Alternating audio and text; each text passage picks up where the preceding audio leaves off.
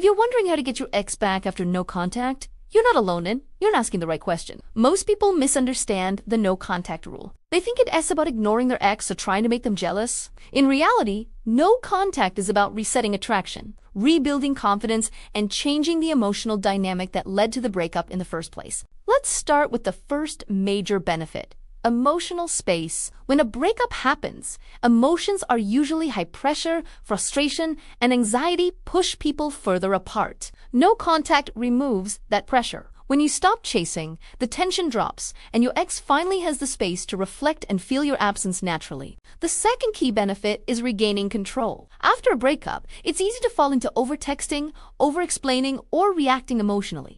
No contact helps you break those patterns. It allows you to regain emotional balance, rebuild self-respect, and show stability instead of desperation. Another powerful benefit of no contact is renewed attraction. Attraction doesn't grow through constant communication, it grows through curiosity and emotional contrast. When you focus on yourself, improve your life, and stop seeking validation from your ex, your perceived value increases. That shift is often what reopens the door to attraction. No contact also gives you clarity. Whether your ex comes back or not, you gain emotional strength. You stop acting out of fear and start making decisions from a calm, grounded place. That clarity puts you in a stronger position for reconciliation or for moving on with confidence. So, if you truly want to understand how to get your ex back after no contact, remember this: it's not about doing more. It's about doing less, improving yourself, and allowing attraction to rebuild the right way. For more information, click the link in the description to get access.